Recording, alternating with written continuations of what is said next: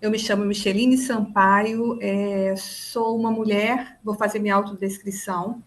Sou uma mulher de cabelo castanho, com franja, já grisalho. Uso óculos né, de cor clara. Estou usando uma blusa preta. Estou num ambiente, estou na sala da minha casa. Ao fundo, né, tem um quadro. E nós vamos estar iniciando agora a nossa atividade, que é uma atividade promovida pelo CRES Minas Gerais, através de uma atividade envolvendo as intercomissões da assistência social, saúde, previdência social e da comissão de orientação e fiscalização. A gente tem essa atividade que tem o título de Processo de Revisão do BPC e os Rebatimentos no Trabalho de Assistentes Sociais. E eu vou convidá-los, antes da gente iniciar as atividades aqui, passar as orientações, para assistir um vídeo institucional, um vídeo do conjunto Cefes-Cres. Sou assistente social, nossas bandeiras pulsam liberdade. Essa é a frase que marca a campanha de gestão do conjunto Cefes-Cres 2023 a 2026.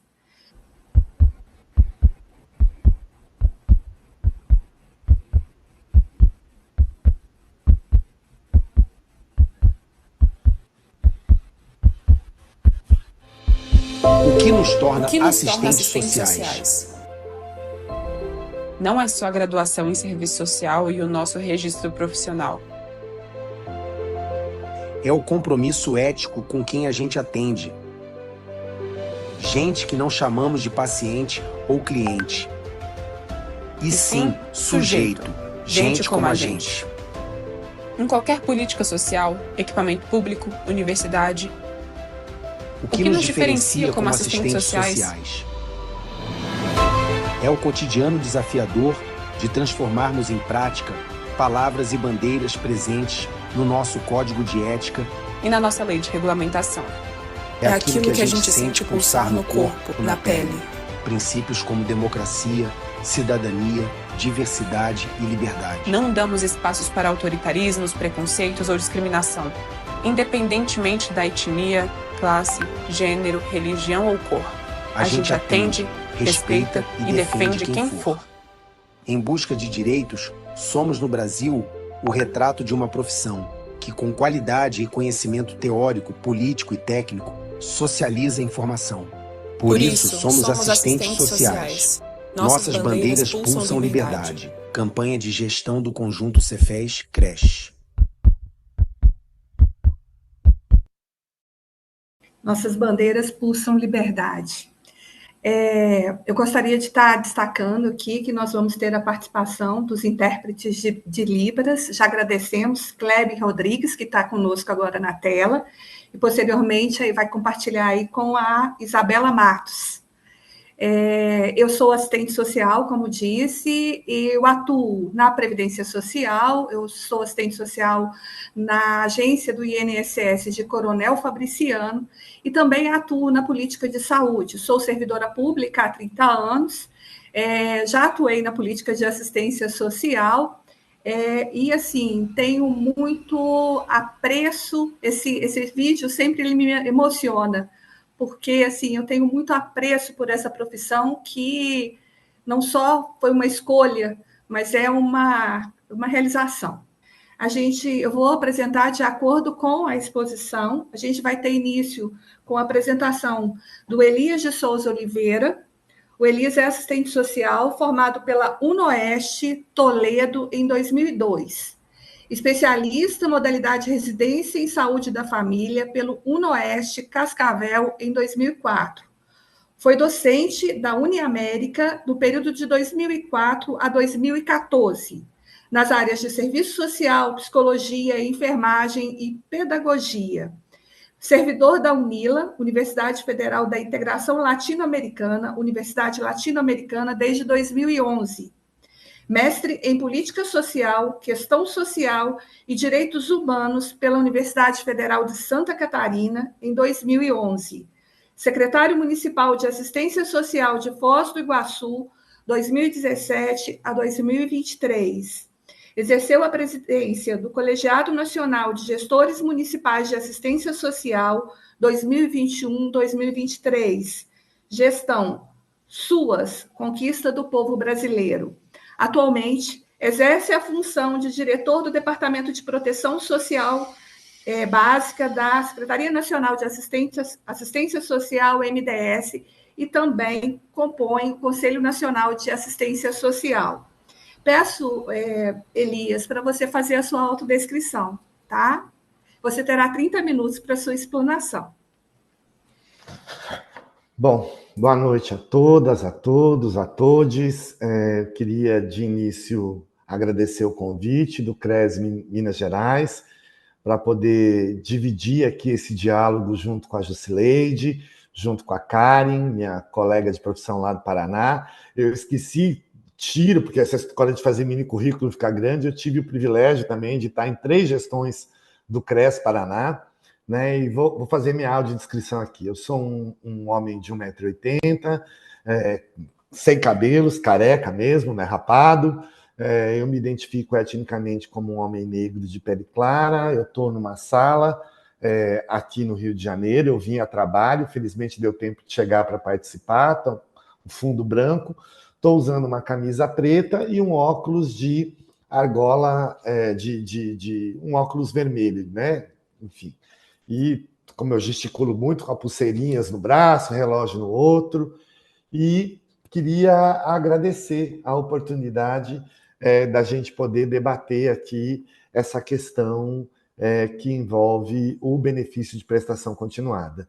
Eu combinei com a Jusileide, né? Nós dois estamos no CNAS, no Conselho Nacional de Assistência Social, a Jusileide representando os trabalhadores pelo Conselho Federal de Serviço Social, a quem eu quero saudar. Eu vi que tem vários representantes aí, né, nessa noite, e a gente fazer um pouco um panorama de como a gente retoma, como essa questão do BPC reaparece nesse momento, até onde a gente conseguiu caminhar, que disputas conseguiu fazer internamente, do ponto de vista da SNAS, numa ação conjunta entre o Departamento de Benefícios Assistenciais e o Departamento de Proteção Social Básica, claro, a SNAS como um todo, e a Jusileide aí entra um pouco na discussão, porque eu acho que é importante a gente posicionar esse estado da arte para que todos saibam, né? Bom, essa discussão da atualização cadastral dos beneficiários do BPC, ela se inicia lá em 2016, quando se lança a primeira portaria, né, o decreto que torna obrigatório que os beneficiários do BPC, né, sobretudo, primeiramente, os idosos, estivessem inscritos no cadastro único. Isso inicia em 2016. Num primeiro momento, a gente tinha como prazo final 2017.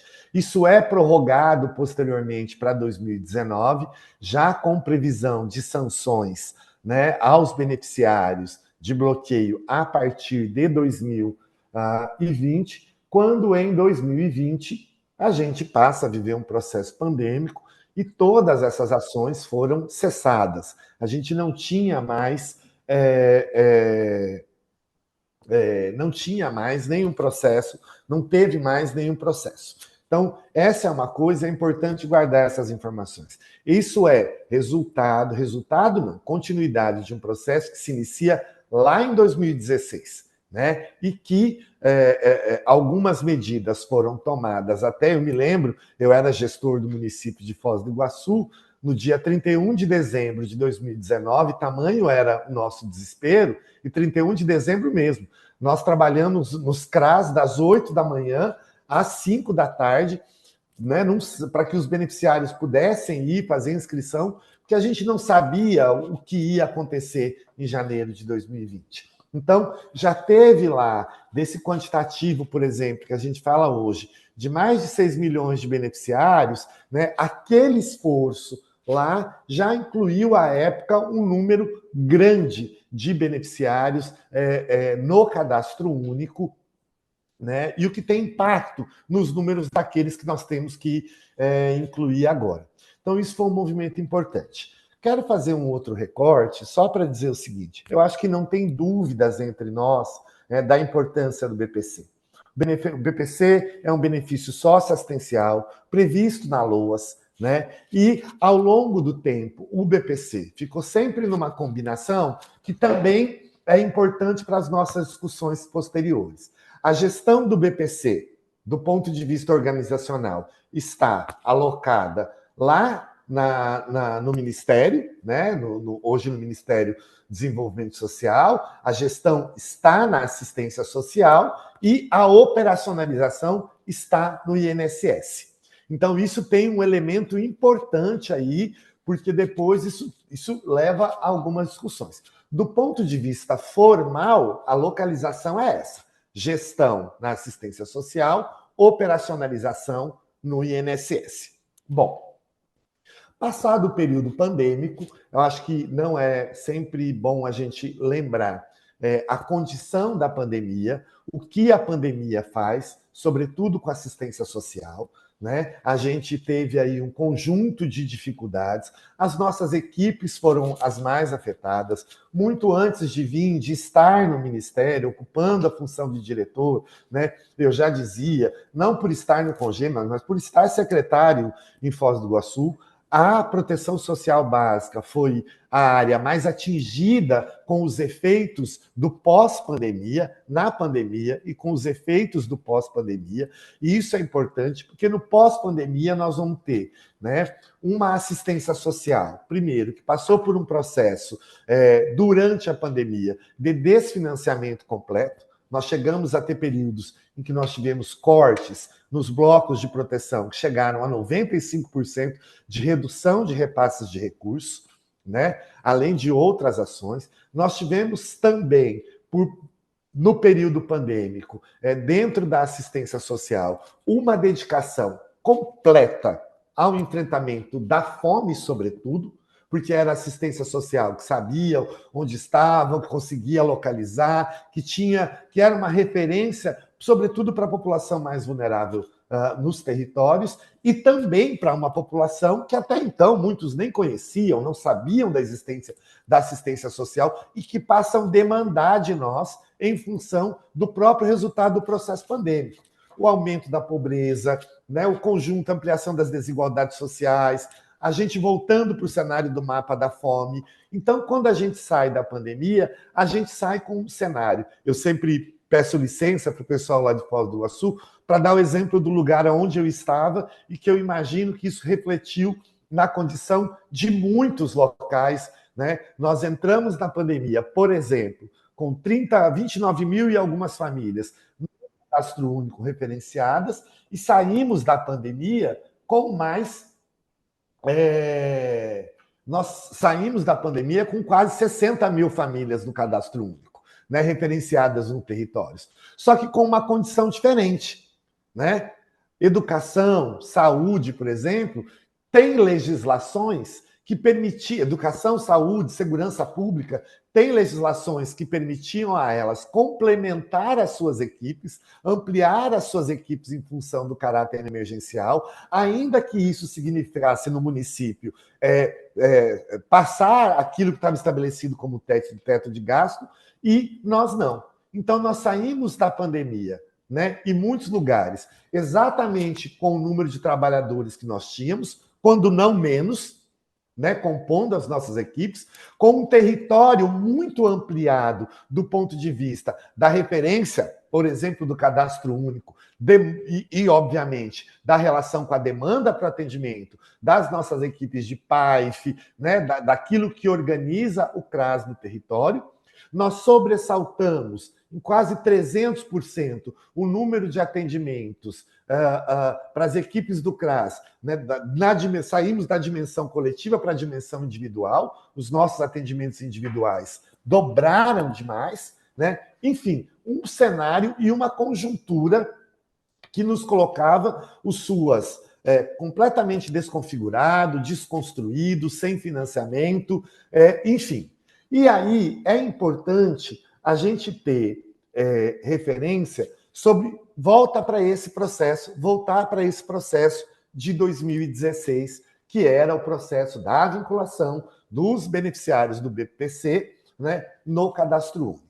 O TCU, o Tribunal de Contas da União, então, incide, né, uma ação sobre o governo federal, ainda em 2022, e essa ação, né, passa a requerer e a olhar o processo de inclusão dos beneficiários do Cadastro Único, né, no BPC, dos usuários do BPC no Cadastro Único. Agora tem um cenário aí desenhado, né? Durante o governo passado, nós tivemos esse episódio de aumento de demanda para dentro do Cadastro Único.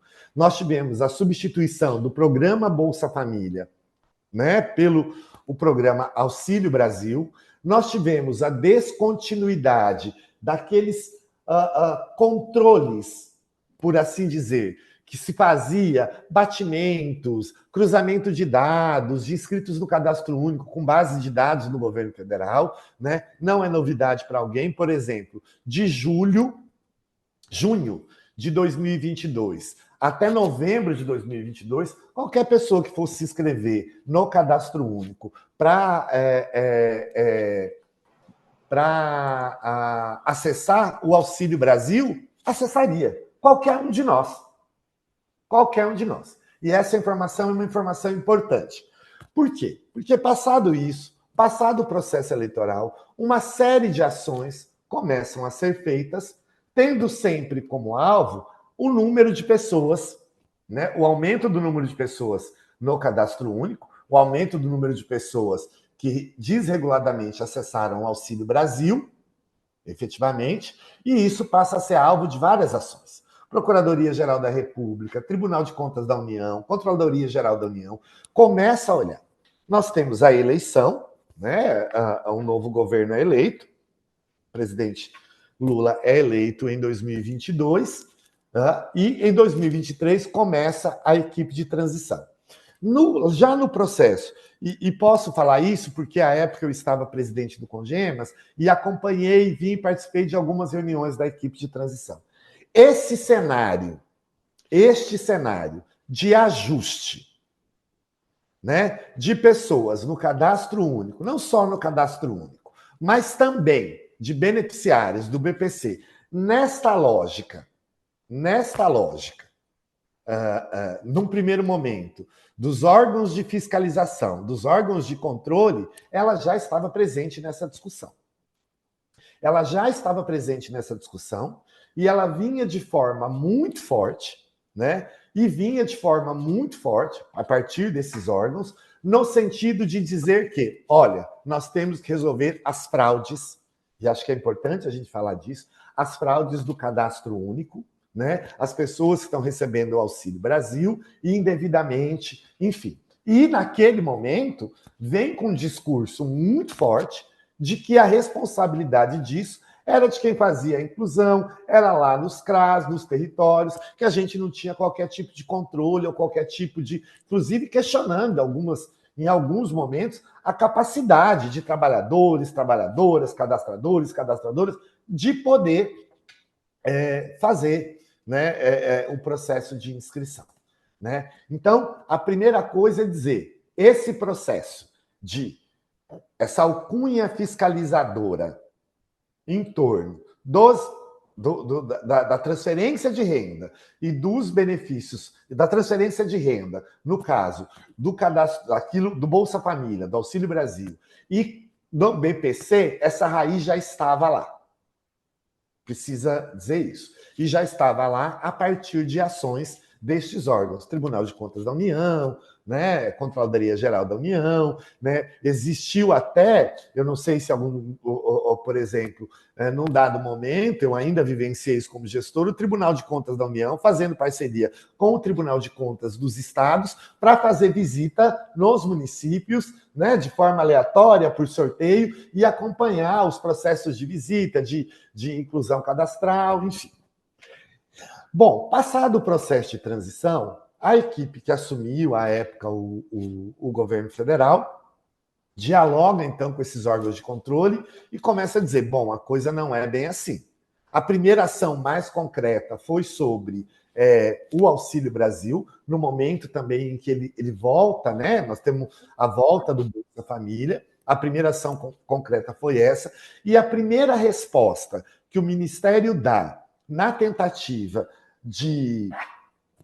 Como é que eu vou usar um termo aqui? Na tentativa de estabelecer um controle, inclusive sobre essas ações, e dizer que a realidade era outra e ela precisava ser vista com muito cuidado, foi o PROCAD SUAS, Programa de Qualificação do Cadastro Único, né? Que teve lá um repasse para os municípios. Esse repasse pôde ser usado para ampliação das equipes, para pagamento de hora extra, enfim, para um conjunto de atividades que fortalecessem o cadastro único, né? Com busca ativa, enfim, e iniciou-se uma agenda de revisão e de averiguação cadastral. Isso também é outro elemento importante, né? Essa agenda de revisão e orientação e revisão cadastral. O primeiro, o PROCAD é pactuado na CIT, na Comissão Intergestora Tripartite, ele é aprovado no Conselho Nacional de Assistência Social, né? Ele é dialogado com os órgãos que representam municípios e estados, e ele é acompanhado pelo Tribunal de Contas da União, né? Eu me lembro, não sei, pode ter outros municípios de companheiros e companheiras que estejam aí assistindo, que vivenciaram. Eu recebi lá a visita do Tribunal de Contas da União, junto com o Tribunal de Contas do Estado, né, fazendo esse processo de averiguação de como a gente estava fazendo o processo de averiguação e revisão cadastral do Auxílio Brasil lá na transição para o Bolsa Família. Pois bem, lá em 2023 ainda, nesse processo de revisão e averiguação cadastral pelo PROCAD SUAS, né, a gente inclui como grupo prioritário os beneficiários do BPC. Porque a gente tinha duas janelas, duas questões importantes. Primeiro, aqueles que estavam com benefício desatualizado, que estavam com a inscrição cadastral desatualizada, né? E aqueles não inscritos no cadastro único. Então, isso já entrou na agenda de averiguação e revisão cadastral ao longo de 2023. Né? Então, esse processo já tinha lá, começa cada remessa que os municípios recebiam, com nomes, enfim, das famílias, e iam também um grupo de beneficiários do BPC. Né? Bom, o PROCAD SUAS, e só é importante lembrar, né, que acho que a gente precisa ter, a gente continua com aquele cenário de uma assistência social, de um SUAS em processo de reconstrução, ainda as nossas equipes, os nossos trabalhadores, as nossas unidades públicas com muita dificuldade, com uma demanda muito grande, né, completamente díspare daquela referência de trabalhadores que nós temos lá na unidade pública CRAS para fazer atendimento, com aquilo que o território coloca por demanda para atendimento. A gente retoma o cofinanciamento federal para os serviços, ainda com base na referência do financiamento de 2015, nas pactuações de 2015, né? Conseguimos chegar ali perto de 90% de recomposição orçamentária para o cofinanciamento, ainda insuficiente para atender as demandas e para criar um movimento de incidência, né, no sentido de ampliação das nossas equipes, ampliação do número de trabalhadores por concurso público, enfim, etc. Né? E, desde o início desse ano, nós começamos a conviver com essa pressão, conviver com esse processo aí de que precisava fazer, né, o mesmo processo que tinha feito lá, agora com o BPC. Então, algumas reuniões foram acontecendo, a Procuradoria-Geral da República, o próprio Tribunal de Contas da União, né? E um diálogo entre a SNS, entre o Ministério, entre o MDS, entre a Previdência Social e o INSS. E a gente caminhava de como ia fazer esse processo. Primeiro era levantar os números. Quantos eram? Né? Quantas pessoas? Bom, Lá em agosto agora de 2023, desculpa, de 2024, a gente tinha, num levantamento, né, começaram as discussões, a gente tinha no levantamento aproximadamente 505 mil pessoas não inscritas, beneficiários do BPC, que não estavam inscritos no cadastro único. Né? Isso era um número extremamente alto. E, ao mesmo tempo, INSS e MDS começam a discutir como fazer esse processo de atualização cadastral. Né? Como fazer? E havia internamente essa pressão, que todos estão acompanhando agora, e depois vou falar um pouquinho dessa pressão do mercado e da sociedade como os beneficiários, né? Aquela ideia, a associação do BPC, associação dos beneficiários com a fraude, com fraudes, e começam a aparecer matérias, e sempre ligando os beneficiários do BPC de forma individual a essas questões. Né? Pois bem, nós começamos a construir as portarias, né? Ocorreram aí disputas internas de concepção, diferenças de compreensão, né? 505 mil, não 550 mil. Né? Que alguém colocou aqui 550 mil, 505 mil, de compreensão, até que são lançadas as portarias. As portarias foram resultados dos diálogos possíveis, dos consensos possíveis, né, para poder trabalhar com a ideia de que, primeiro, as portarias lançadas eram portarias, né, na nossa concepção, que procuraram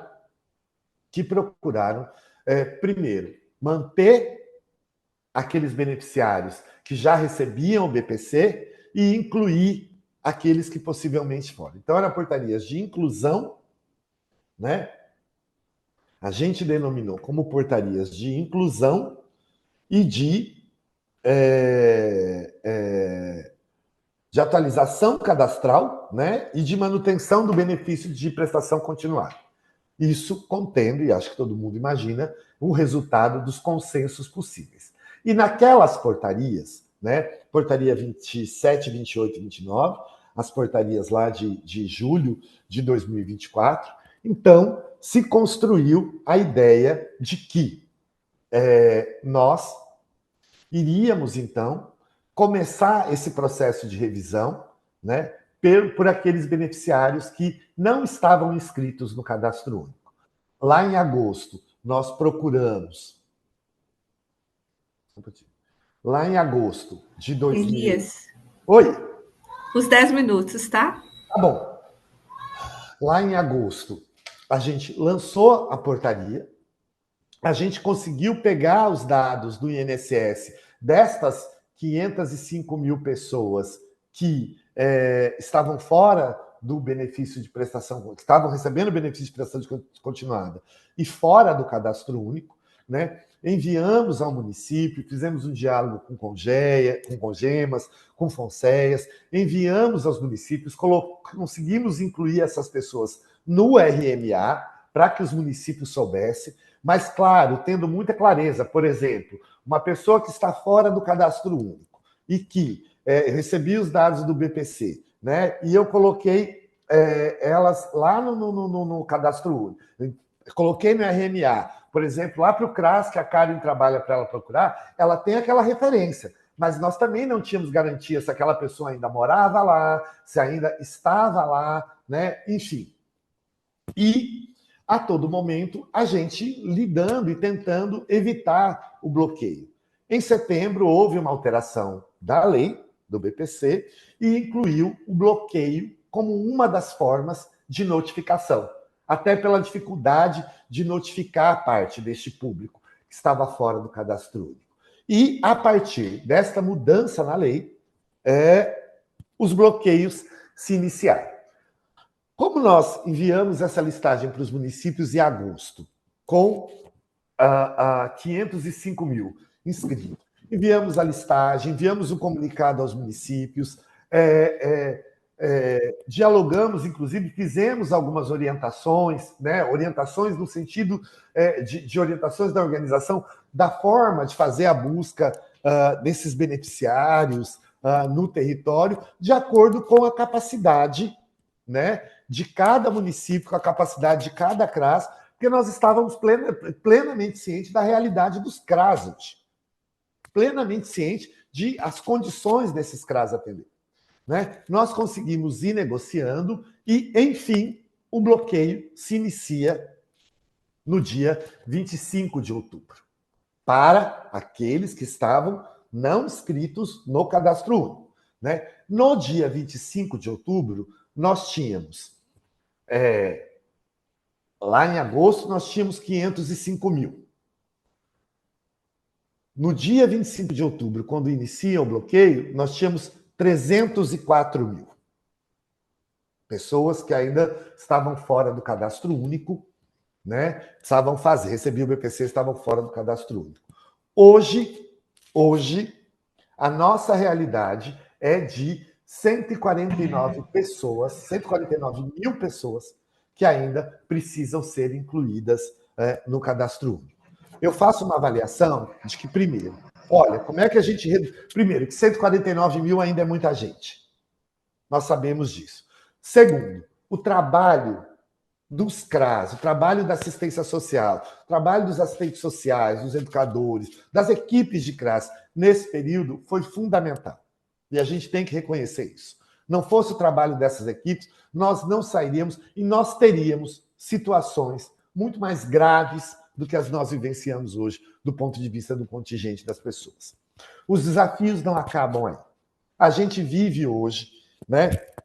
Depois tem outros elementos, a gente pode discutir, mas o posicionamento da SNAS hoje, as disputas internas da Secretaria Nacional, secretário André Quintão, e a gente fazendo no diálogo, é para que, né, os nossos processos, com todas as dificuldades que nós sabemos que temos, sejam processos que procurem garantir a inclusão dessas pessoas. Né? Nós trabalhamos na direção de que essas pessoas permaneçam recebendo e sejam incluídas. Mas nós estamos acompanhando aí todas as situações que nós estamos vivendo, né? Dessa disputa. Primeiro eu quero falar disso, dessa disputa com o mercado. O mercado quer racionalidade fiscal. A gente quer equidade social. O mercado ataca os benefícios socioassistenciais, né? A gente, por exemplo, tem duas coisas que são importantes, que acho que são elementos para discutir que impactam no trabalho do assistente social. Né? Os termos de cooperação estabelecidos na gestão passada do INSS com os municípios, de forma arbitrária, discutindo diretamente com o gestor, né? Colocando os municípios num conjunto de atividades aí, inclusive algumas dessas atividades que são de responsabilidade do INSS. Né? O segundo, o termo de cooperação do INSS, também construído com o governo passado, com a própria OAB, né? Que, sem generalizar, e não podemos fazer isso, temos grupos fazendo um trabalho fantástico e, por outro lado, né, o retorno daquelas situações em que o acesso ao BPC via judicial, por muitas vezes, compromete aí quase um ano do benefício das pessoas com um serviço, com um direito que é gratuito. Por outro lado, né, nós também precisamos discutir qual é a nossa função do BPC, com o BPC. Como é que nós retomamos, né, esse benefício socioassistencial para dentro do SUAS, inclusive do ponto de vista da gestão? Esse é um debate que nós temos que fazer. E ele é fundamental para nós. Né? A forma como isso impacta o trabalho dos assistentes sociais hoje, ampliando a demanda para os trabalhadores, em condições muitas vezes precárias, né? Nós sabemos. Agora, para superar isso, inclusive para fazer as disputas necessárias, nós temos que discutir. Vamos ter que fazer uma discussão. Qual é a função? O que nós vamos, do ponto de vista da gestão do BPC e do acesso, nós vamos discutir, né, como profissionais, mas como política pública. E isso é uma questão que está na agenda. Né? Como é que nós vamos fazer essa... E sabendo. Né? Acho que isso são pontos importantes que eu queria colocar aqui. Nós informamos tanto a CIT quanto o CNAS de todo esse processo, né, com muita transparência, né? Nós sabemos dos desafios que estão postos nesse processo, mas esse é um quadro que está desenhado. E o nosso posicionamento vai ser fundamental, né? A disputa entre o ajuste fiscal para atender o mercado e o ajuste social, do ponto de vista da proteção social, da produção de equidade, né? Ele está posto. Né? E acho que, enfim, os bloqueios, já estou encerrando, gente, os bloqueios foram para aqueles que ainda não têm cadastro único. Então, vou repetir, restam hoje 149 mil pessoas com bloqueio. Né? Desde o dia 25 de outubro para cá, nós temos monitorado diariamente, né, essas pessoas. Nós temos aí aqueles que estão com 48 meses mais de atraso, de cadastro desatualizado, né? Esses vão entrar na agenda, né? Mas esses já estavam naquele processo de averiguação e revisão cadastral do cadastro único, naquela agenda de outubro a dezembro dos municípios, né? Então, passa um pouco por esse processo. Acho que tem outras questões, por exemplo, a questão da biometria. Nós estamos começando a vivenciar situações, né, para quem vai requerer o BPC. Né, porque isso para aqueles que vão atualizar o cadastro, que vão se inscrever no cadastro único, que não estavam, mas que recebem o BPC atualização, não há a requisição da biometria. Mas, para as novas requisições, a exigência da biometria está valendo. Vou dar um exemplo. Eu morava num município que o cartório eleitoral atendia uma cidade que ficava a 90 quilômetros do município. Quando foi para fazer a biometria eleitoral, o cartório rodou, etc. Mas e agora? Lá nessa cidade a 90 quilômetros, como é que essa pessoa vai requerer o BPC? Como é que ela vai fazer a biometria para incluir o BPC? Né? E eu quero também deixar muito claro, todos esses pontos, a SNAS, secretário André Quintão, a nossa equipe, a equipe do INSS, nós pontuamos todas essas dificuldades. Né? Mas também com muita tranquilidade e de dizer que isso faz parte das disputas internas que a gente tem, de concepções diferenciadas. Nós conseguimos e achamos, digo com muita tranquilidade, que nós conseguimos segurar e ganhar muita coisa até o momento. Mas nós temos outras disputas que virão. Então, queria aí agradecer de forma muito tranquila e transparente, né? Mas pelo menos fazer esse trajeto até aqui, dessa situação, com muita tranquilidade, para dialogar com vocês e fico à disposição. Muito obrigado.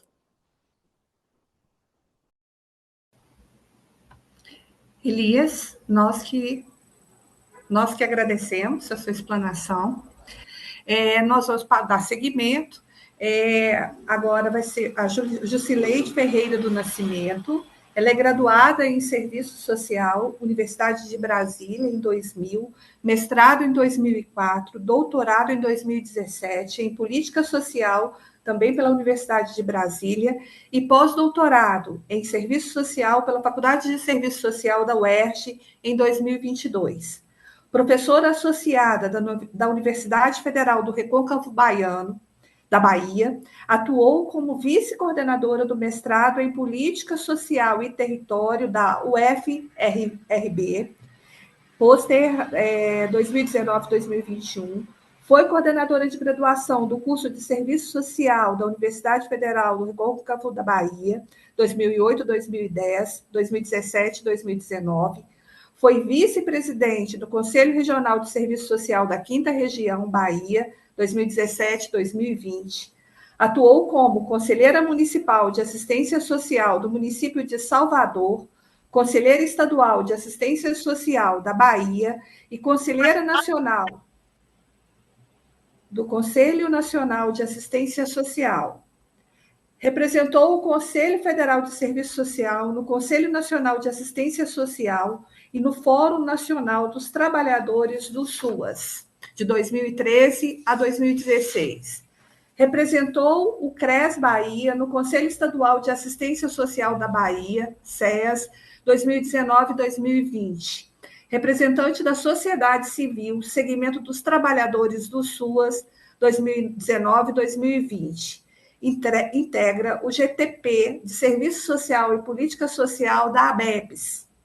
Atuou como coordenadora de ensino de pós-graduação na UFRB, do Programa de Pós-Graduação de 2022 a 2023. Conselheira Nacional 2024-2026 do Conselho Nacional de Assistência Social, como representante do Conselho Federal de Serviço Social. Representa o Cefes no Fórum Nacional dos Trabalhadores do SUAS, 2024-2026. Desenvolve estudos e pesquisas na área de serviço social, política social e território. Estuda os seguintes temas: território, seguridade social, direitos socioassistenciais, controle democrático e participação social, cidadania, serviço social, famílias. Jusileide, você tem 30 minutos para a sua apresentação e vou pedir para você fazer a sua autodescrição. Ok, boa noite. Obrigada ao CRES, né, Minas Gerais, pelo convite. Eu vou me autodescrever. Eu sou uma mulher parda, né, negra, parda, cabelos cacheados, bastante volumosos, estou de óculos com armação vermelha. Ao fundo, meio tá nebuloso, uma parede branca. Na verdade, eu estou no meu quarto, na minha casa, na cidade de Salvador, Bahia. Então, estou de batom e estou com o colar de uma folha. Na verdade, assim, o convite é bastante oportuno no momento, né, que a gente está discutindo essa temática e várias informações chegam, né, principalmente para os usuários, para as famílias de forma truncada. Então, eu fiquei muito feliz e principalmente de estar dialogando com Elias, né, que tem toda essa propriedade do processo histórico, né, desde o início desde 2016, né, quando começou a se falar em revisão, em atualização de beneficiários do BPC, até os dias atuais. Então, com bastante propriedade, ele trouxe todo esse processo histórico.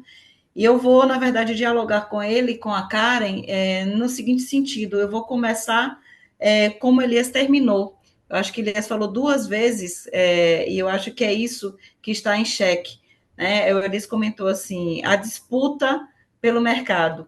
Eu qualificaria um pouco mais, Elias. Eu acho que o que está em jogo é a disputa pelo fundo público. A gente não pode pensar em revisão de benefícios dessa natureza, como o BPC, sem pensar de que forma que o fundo público está sendo disputado. Né? E isso há muito tempo, não é de agora. Né? Então, quando Elias traz que o benefício de prestação continuada ele tem uma gestão na assistência social e uma operacionalização na previdência, para a gente não deveria aparecer como uma dualidade. A gente deveria olhar isso como nosso sistema de seguridade social. A gente deveria pensar o BPC como aquele benefício que mais consegue agregar as duas políticas que compõem a Seguridade Social. E quando a gente analisa, a gente começa a fazer essa relação entre a relação dual entre acesso ao mundo do trabalho e a necessidade ao acesso ao benefício assistencial. Então, a ideia que a gente deveria ter de Seguridade Social deveria ser de complementar e não de, na verdade, de dividir medidas de proteção estatal. E o BPC é considerado, né, claro, junto com o Bolsa Família, uma grande medida de proteção estatal. E a gente não pode falar do BPC sem considerar o que é, na verdade, a política de assistência social. Então, a gente precisa pensar no BPC como uma medida de proteção, um programa de transferência de renda super importante, né, por trás dos números que Elias traz, né, hoje ele coloca, são 149 mil pessoas que precisam atualizar, e aí a gente precisa lembrar do perfil dessas pessoas, né? São pessoas idosas e são pessoas com deficiência, né? E geralmente essas pessoas com deficiência, muitas, né, pelo perfil, alguns dados já foram apresentados, são crianças, que são as mães que acabam tendo que correr atrás, né, dos benefícios, a atualização do cadastro, atrás dos nossos equipamentos. Então, eu começo falando sobre esse processo de revisão do PPC, mas eu começo lembrando que a gente não pode compreender o benefício de prestação continuada descolado da política de assistência social, né, que ela está, né, colocada como um direito inalienável, assistência social, é um direito e é um dever intransferível do Estado. Então, concordo muito quando Elias coloca que existe uma disputa do mercado, quando as pessoas começam, a mídia, né, vou falar mais, a mídia começa a falar das fraudes, aquela velha ideia, né, do pobre sempre fraudador, mas a gente precisa ter muito cuidado, que, na verdade, o fundo disso é a disputa pelo fundo público, né? Então, eu gosto muito de falar e citar o que Vilas Salvador coloca, né? Se nós temos, né, e vocês devem ter acompanhado o debate agora, o G20 está acontecendo, Elias está aí no G20, e o nosso presidente colocou como a pauta a questão da redução da fome, a erradicação da pobreza. Então, se a gente tem um país que coloca na pauta do dia, inclusive na ordem mundial, um compromisso como esse, a gente precisa pensar que programas de transferência de renda são programas importantes para a gente, pelo menos, minimizar as expressões da questão social, né? A gente precisa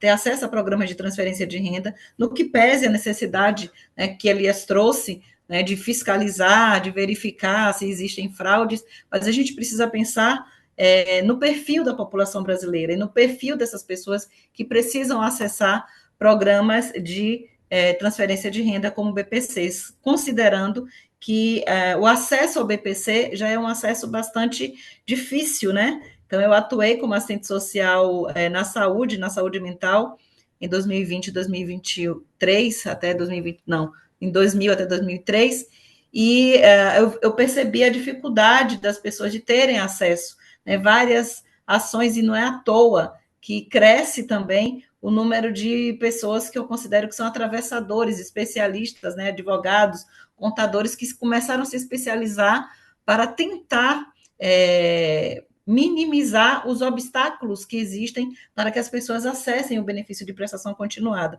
Isso não é novidade, acho que todo mundo sabe, né? Esses dias, andando da cidade de Cachoeira, que é a cidade que eu leciono, eu vi estampado numa parede, assim, ó, uma advogada, uma certa advogada da cidade, consigo acesso ao BPC Loas, né? Então, assim, virou até campanha para alguns advogados e contadores, e até alguns, né, Karen, eu acho que a gente também tem visto isso, até algumas assistentes sociais, né, estão usando também esse espaço, né, para viabilizar o acesso ao benefício.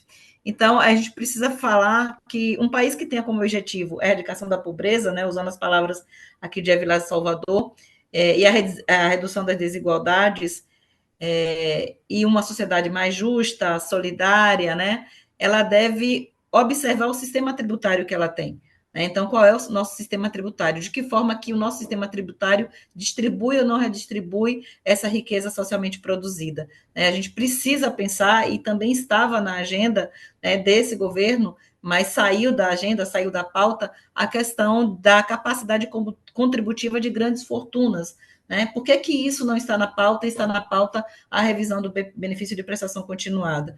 Então, assim, por que essa carga, né, das pessoas mais pobres é sempre objeto de discussão na mídia, né, e objeto também de fiscalização, como disse, muito bem falou Elias, fiscalização da própria sociedade, né? A sociedade, de forma geral, acaba ficando com esse olhar mais apurado quando se trata de programas de transferência de renda, né? Porque não consideram que é um direito, né? Não veem como direito. Tá. Então, assim, falando do benefício de prestação continuada do BPC, é importante lembrar, Elias trouxe um pouquinho, eu acho que Karen vai aprofundar sobre isso, a questão das características que a política de assistência social hoje ela tem.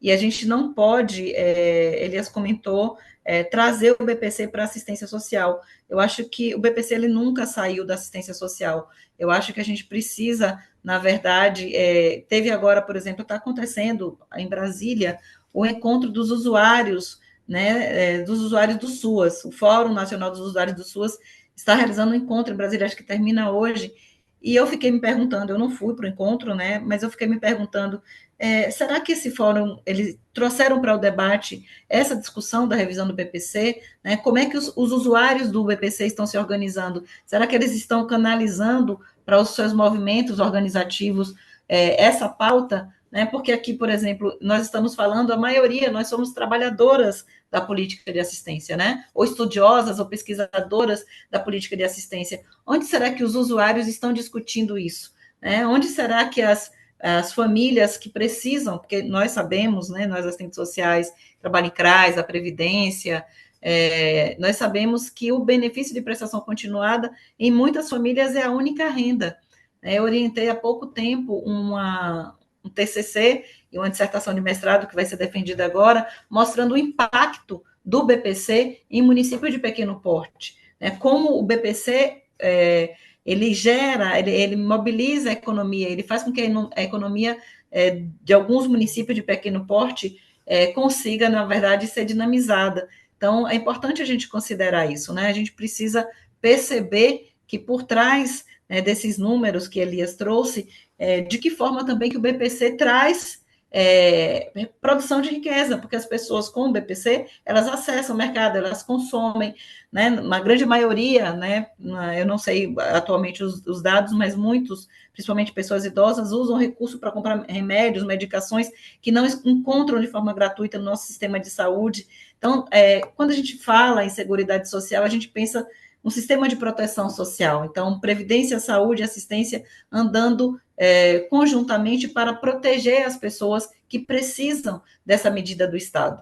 Né? Então, assim, o BPC, ele faz parte, ele integra a política de assistência social, e eu considero que, nos últimos anos, a política de assistência que está lá prevista, né, no artigo 203 da Constituição Federal de 88, ela conseguiu ter uma legitimidade, Elias, principalmente pelo trabalho que a equipe do MDS, né, junto com o Conselho Nacional, junto com a CONGEMA, junto com a CIT, as CIBs, né, nos estados distribuídas, como a política de assistência social conseguiu alcançar legitimidade pelo marco legal, pelo amadurecimento que essa política, ao longo dos anos, conseguiu alcançar. Nós tivemos, na semana passada, a reunião descentralizada e ampliada do CNAS. Quem não assistiu, porque foi transmitida, assistam, vale a pena vocês assistirem, principalmente a fala do José Cruz, né, que é aí de Minas, quando ele traz uma memória do processo de construção dessa política pública, da política de assistência social, como ela avançou, né, o pacto, né, federativo, como ela conseguiu, ao longo dos anos, e um trabalho muito forte da equipe de trabalhadoras e trabalhadores das suas grandes colegas, né, assistentes sociais, e também como a política de assistência social conseguiu ter capilaridade em todo o território nacional. Hoje, a assistência social, através dos CRAs, ela tem mais capilaridade do que a própria Previdência Social, porque a Previdência Social fez o caminho ao contrário, né? Os postos da Previdência foram fechados e agora as pessoas acessam o serviço da Previdência através do telefone, através, né, de tecnologias digitais, mas a assistência fez o caminho inverso, a assistência se espraiou, quase 96% dos municípios brasileiros tem pelo menos um CRAS. A gente luta para que tenha CREAS também, mas se não tem CREAS, pelo menos um CRAS.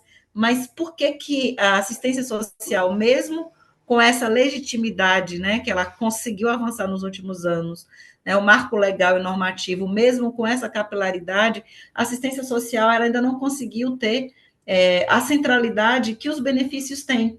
Então, eu costumo sempre falar, por que as pessoas conhecem tanto Bolsa Família, tanto BPC, e não conhecem a política de assistência social, né? Então, assim, eu considero que a assistência social, ela precisa, né, e eu dialogo muito isso dentro do Conselho, de participação social. Eu acho que a gente precisa aumentar os espaços de participação social através dos conselhos e das conferências de assistência, né? Então, assim, a gente sabe que ainda existe uma subrepresentação de usuários da política de assistência. Usuários mesmo, pessoas que recebem o BPC, pessoas que recebem o Bolsa Família, eles não estão ocupando os espaços do conselho, o espaço das conferências. Né? Quantas conferências vocês foram que viram esse protagonismo dos usuários?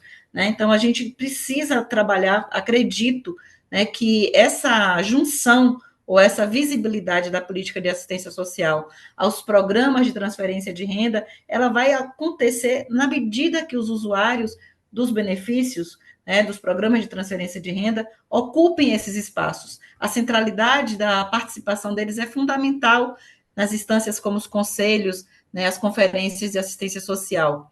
Então, é uma leitura que eu tenho, né? Então, como a gente vai dialogar aqui, pode ser que eu esteja errada, mas é importante a gente pensar, né, e continuo dialogando com essa questão da disputa do fundo público. Eu li um texto recentemente da professora Aldaísa, agora publicado em 2024, e ela coloca que a assistência social ela ainda está na disputa entre o universal e o seletivo, né? Ainda está presente na política de assistência social, mesmo com esse amadurecimento normativo da política de assistência, mesmo com a capilaridade que essa política atingiu, mesmo com as instâncias de pactuação e as instâncias de controle, né, como os conselhos de assistência social, ainda existe um confronto entre a inclusão universal do Estado social, que é isso que Elias está dizendo quando Elias fala assim, a gente está em disputa pelo Estado social, que é isso que a gente quer, né? O vídeo do Cefés mostra muito isso, né? Acho que a maioria das pessoas que estão aqui nessa reunião, nessa roda de conversa, são assistentes sociais, né? Acho que a grande maioria. E o nosso compromisso, como categoria profissional, é com a classe trabalhadora. Então, por ter compromisso com a classe trabalhadora, a gente está nessa disputa, né, pelo fundo público, sim, porque a gente quer um Estado social, porque a gente quer um reconhecimento de uma cidadania nessa perspectiva de um Estado que seja o protagonista, né, no acesso e na possibilidade das famílias e dos usuários terem uma vida com dignidade. Né? Nós não queremos um Estado mínimo, nós não queremos um Estado que adote medidas de exclusão ou de seleção por critérios morais ou por critérios discriminatórios. Né?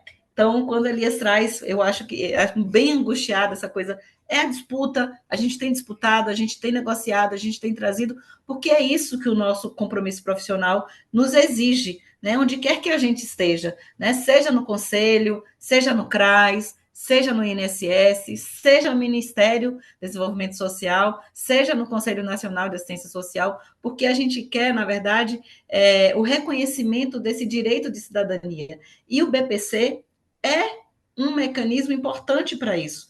Né? Várias pesquisas mostram como o BPC, por ser um benefício que usa como parâmetro o salário mínimo, como ele consegue, né, minimizar os efeitos do pauperismo e do desemprego, que é estrutural, que está estruturando a nossa sociedade há muito tempo. Então, como ele consegue minimizar? Ele não acaba com o pauperismo, mas ele minimiza os efeitos, né, do acesso a pelo menos a segurança alimentar e nutricional, pelo menos a medicação.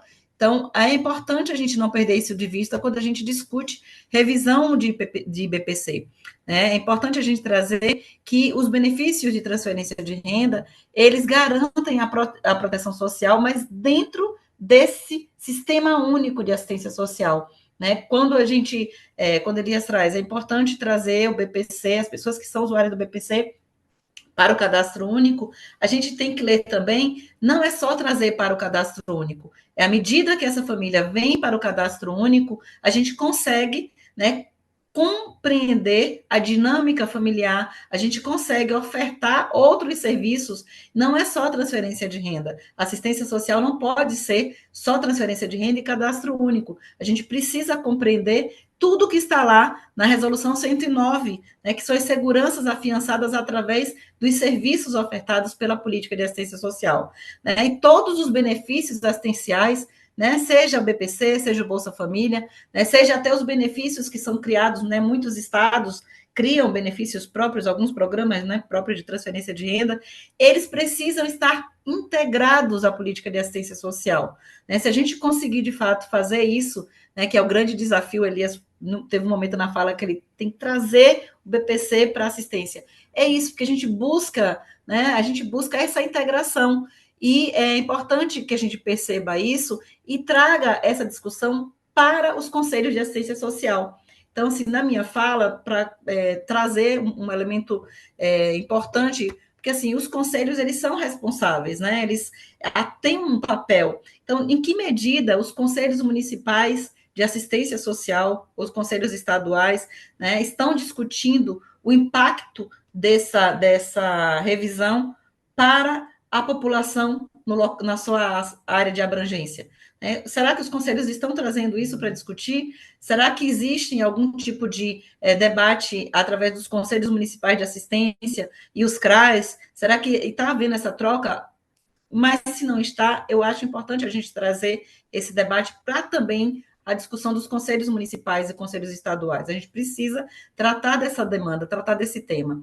A gente precisa colocar a população usuária do BPC, não só uma população que vai correr lá no CRAS para atualizar o seu cadastro, ela precisa, né, ter algum tipo de compreensão do significado desse BPC como uma medida de política de assistência social, né, como estratégia, né, de uma política de assistência social, e não algo isolado, ou não como as pessoas falam às vezes, não, eu não tenho aposentadoria, não, eu tenho aposentadoria da LOAS. Né? Não sei se vocês já ouviram falar, mas aqui na Bahia a gente ouve. Não, sou aposentado pela LOAS. É engraçado, falam da LOAS, mas não falam da política de assistência social. Né? Então, a gente precisa trazer esse debate, né, para discussões. Então, eu supervisiono estágio aqui na universidade, eu acompanho muitas as alunas em CREAS, e elas fazem rodas de conversa, né? E as pessoas, e a dificuldade, inclusive, que elas falam elas vêm apenas para o cadastro, mas quando a gente faz algum tipo de roda de conversa, algum tipo de tema para tratar, por exemplo, essa questão do BPC, né, a questão da revisão, a questão da importância, né, do acompanhamento e da inserção em serviços ofertados nos CRAs, uma grande dificuldade. Claro que a gente sabe do perfil dessas famílias, né, geralmente, eu tenho uma foto bastante emblemática, eu fiz uma roda de conversa em um CRAs aqui no Recôncavo, só tinha mulheres, né, da coordenadora do CRAS a beneficiárias, só mulheres na sala. Ou seja, assistência social é uma política de mulheres, e mulheres que têm vários papéis, né? Mulheres que cuidam das crianças, né? Mulheres que cuidam dos idosos, mulheres que cuidam, né, das pessoas com deficiência. E eu sei que é difícil às vezes, mas a gente precisa criar estratégias dentro desses espaços para a gente debater isso, debater essa política, a necessidade de uma discussão, de uma formação política sobre o significado do BPC, sobre o significado de um programa de transferência de renda, porque, assim, hoje nós estamos discutindo a questão da revisão, mas eu fico atenta e com a antena ligada, e a gente precisa também pautar isso, se em algum momento o benefício não vai ser mais observado a correção do salário mínimo, porque isso também está sendo colocado, né? A gente está falando hoje revisão, beleza, revisão, quem tem direito vai ficar, continuar tendo acesso, mas vocês sabem também que está em disputa, está sendo colocada na agenda do dia, que não seja mais a revisão dos benefícios, não seja mais atrelados ao salário mínimo. Então, a gente também precisa discutir isso, né? Porque, assim, não basta trabalhadora e trabalhador do SUAS defender essa política de assistência, seus programas e seus serviços. A gente precisa, né, ganhar fôlego, ganhar força com os usuários da assistência social. Né? Eu fui professora de uma faculdade privada e, às vezes, quando eu não conseguia negociar com a direção da universidade, da faculdade privada, eu conversava com os alunos, porque naquela relação, né, eu não tinha tanta força. Então, assim, à medida que eu dialogava com os alunos sobre a importância de um grupo de pesquisa, de extensão, de alguma atividade, não seria eu sozinha, né, a professora lá com contrato CLT que iria negociar. Né? A gente precisa somar forças, né, para as disputas, né, que estão dadas aí.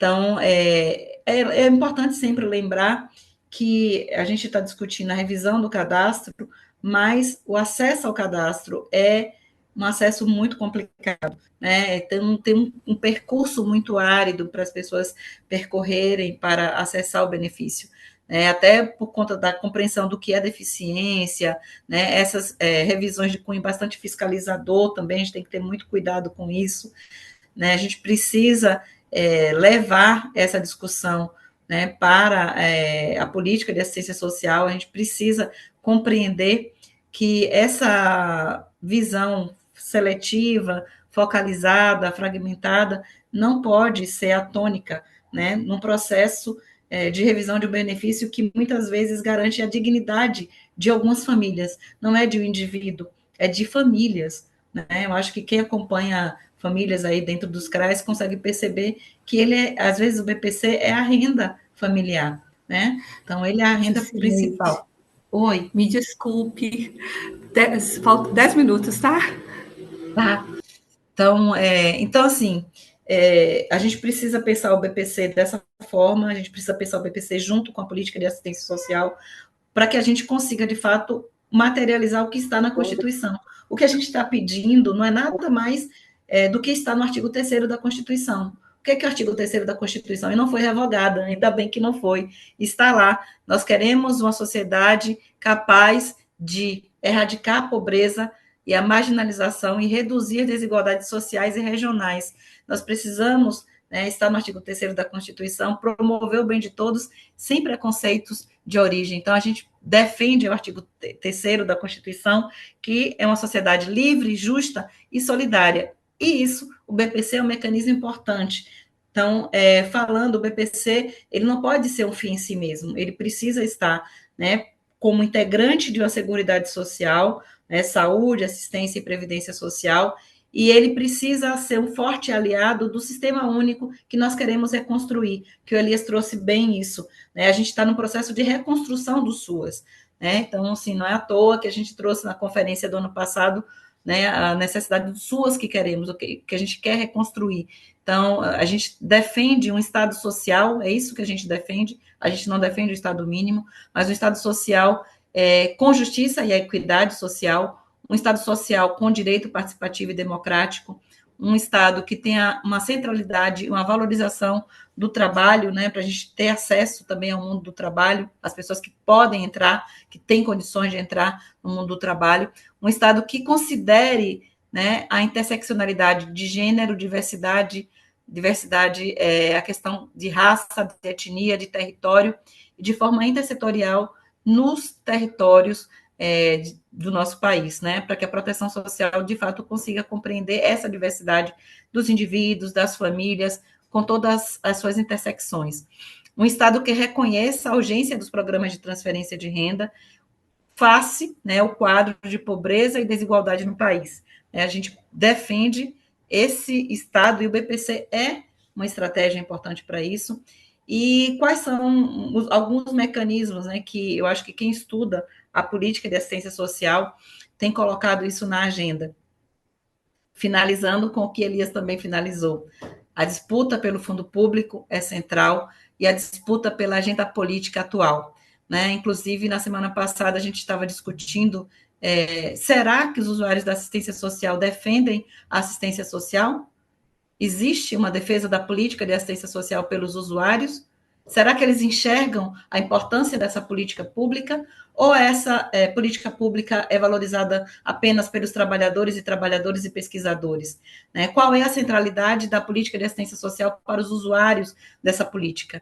Né? A gente precisa trazer esse debate para qualificar os espaços de controle social que a assistência social possui. Né, os conselhos, a gente precisa saber qual é a importância, de fato, da assistência para os beneficiários do BPC, do Bolsa Família, para as famílias que vivem, né, dentro dos nossos CRAs. Qual é a centralidade dessa política pública para elas? E também trazer esse debate para o âmbito do legislativo. Vocês devem estar acompanhando, né, uma discussão forte sobre as emendas parlamentares, como as emendas parlamentares estão atravessando, né, e retirando recursos, né, ações, né, que já estavam planejadas, e aí vem as emendas parlamentares e acaba ferindo, inclusive, o pacto federativo, né? A gente precisa trazer essa discussão, a gente precisa qualificar as pessoas que estão nos espaços desse conselho, qualificar a participação de trabalhadores, de entidades, de usuários, né? Inclusive de representantes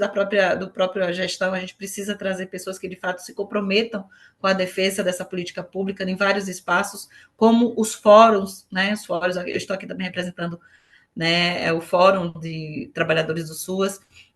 Então, é importante que a política de assistência social, né, e o BPC, ele seja visto como uma medida de proteção estatal junto com outras políticas sociais, né? É importante a gente pensar a seguridade social de forma ampla, né, para erradicar a pobreza absoluta e minimizar os efeitos da ausência de renda e a desigualdade social no Brasil.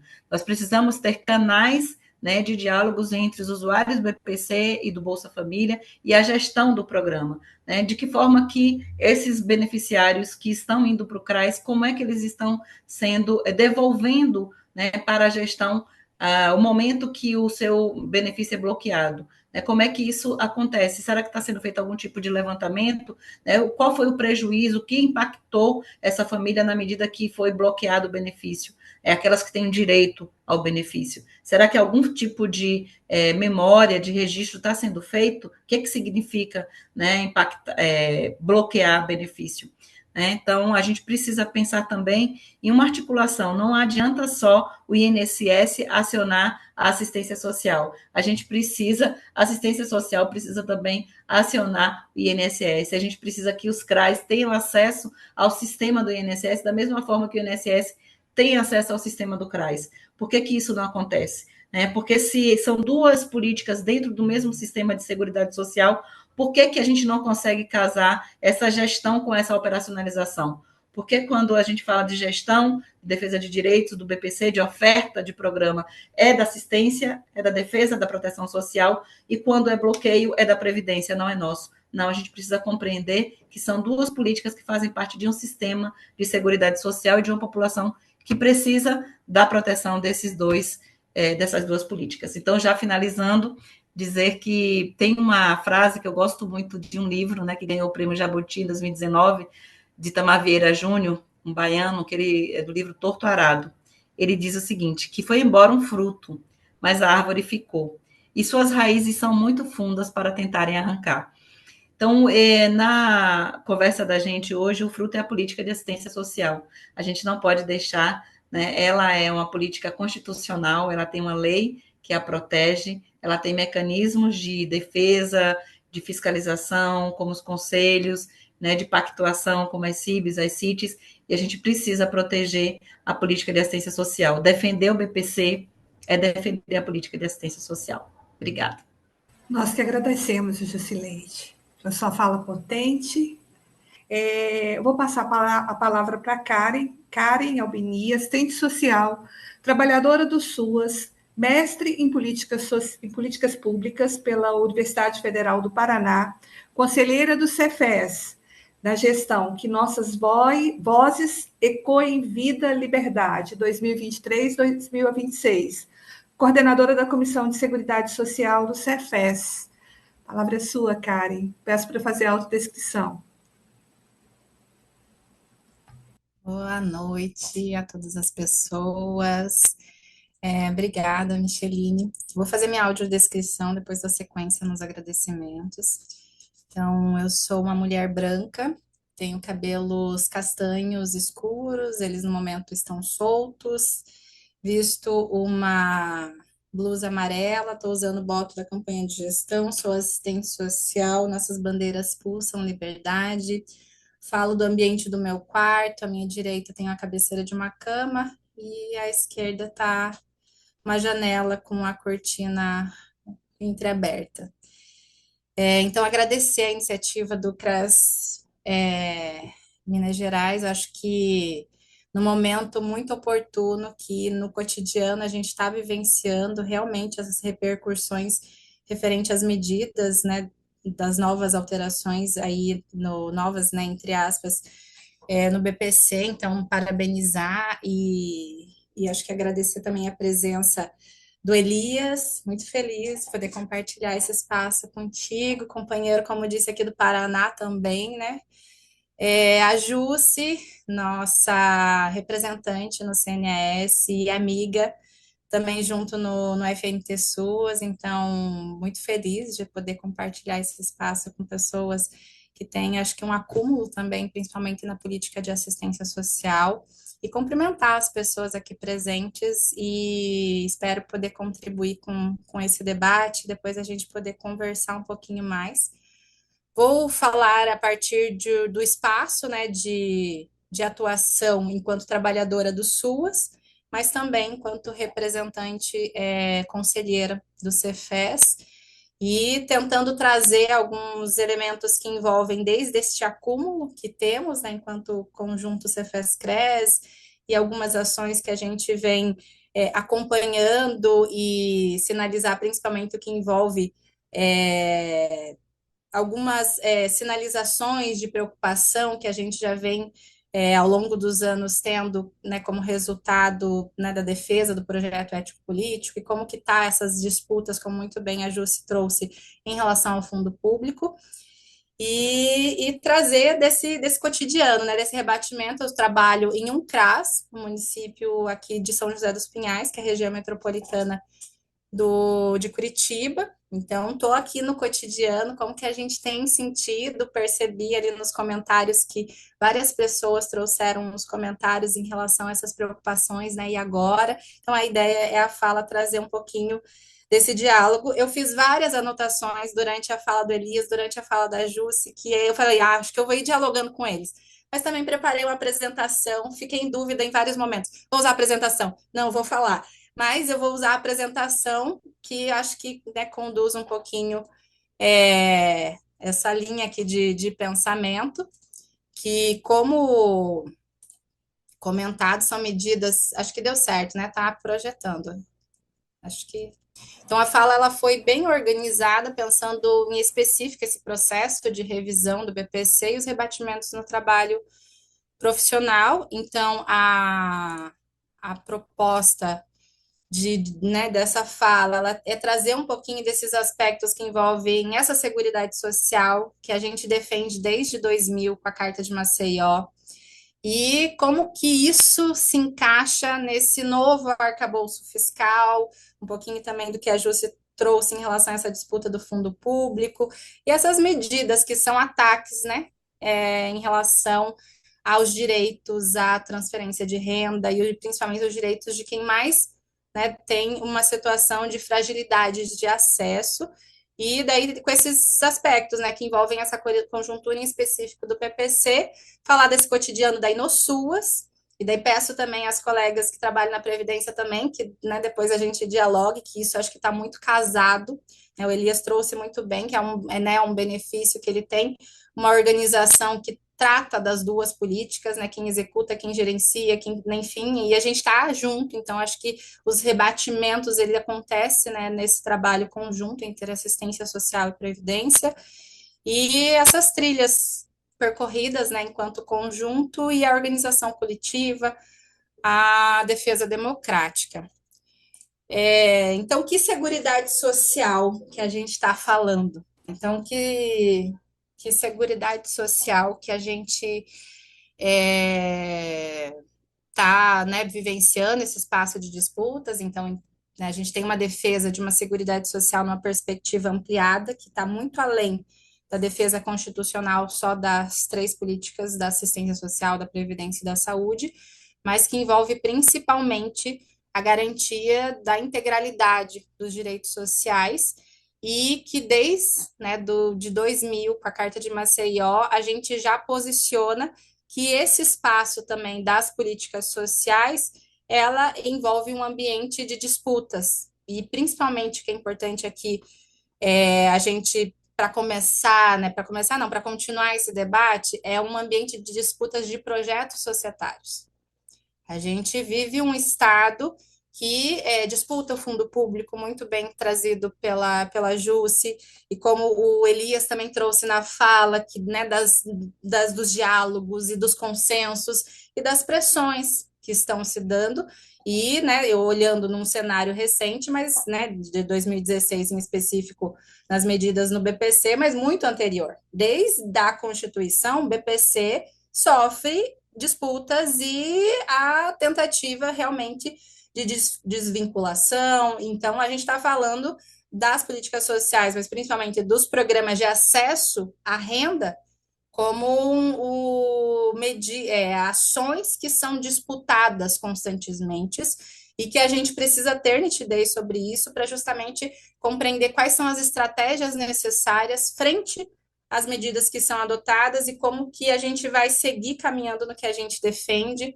Então, a gente também, além desse ambiente, a gente está falando de reformas neoliberais que têm acontecido, desde a garantia dos direitos, das políticas sociais, e que se dão também nesse atropelo, que sempre as medidas de austeridade acontecem com a justificativa de que está tendo muito gasto nas políticas, é necessário realizar reformas. Então, trazer um pouquinho desse aspecto que seria de conjuntura para a gente, né, entender um pouquinho esses rebatimentos que estão se dando nessas medidas e essa realidade também que se expressa no Brasil, que tem uma diversidade territorial, uma expansão territorial, mas que também tem desde seu surgimento uma disputa muito grande, o que é público, o que é privado, esse espaço do clientelismo em relação às políticas sociais, do patrimonialismo, do espaço de barganha, mas também, e daí falando da política de assistência social, ainda uma política muito vinculada a benefícios no sentido de caridade, né? Por mais que a gente historicamente posiciona a defesa quanto política de proteção social, a gente ainda tem esse cenário, né, que traz esses desafios, né, nessa política pública. Aqui, trazendo daí esses aspectos mais recentes, né, separei algumas manchetes em que veículo que circulou e qual foi a data, né, de publicação. Para esse estudo, eu usei também algumas notas, né, essas matérias, né, tanto do MDS quanto do Observatório do Estado Social, e para a gente conseguir, além, né, dos estudos que a gente vem fazendo enquanto Cefes. Então, desde agosto de 2023, tem uma manchete que foi na CNN Brasil, que a manchete dizia: Tebet quer pente fino na lista de beneficiários do INSS para identificar fraudes. Acho que só fazer acho que um diálogo que o Elias comentou dessa ação do TCU, da Controladoria Geral da União, que também são resultados lá desde 2016, acho que foi muito, muito importante o Elias trazer o que foi o contexto da pandemia, mas também do desgoverno, né, do Bolsonaro, que eu acho que tudo isso tem impactos e a gente precisa considerar isso frente a essas medidas que hoje a gente vivencia, mas que não são de hoje, né, elas são já ações dessa disputa que se dá em cena aqui no Brasil. Aí trazendo para as notícias mais recentes, a partir de julho desse ano, aí veio, né, algumas matérias que eram bem específicas. O governo declara esse pente fino no BPC e publica novas regras para evitar fraudes. E daí veio essa defesa de que é necessário um pente fino e associado que esse pente fino está muito vinculado que identificar fraudes, está relacionado.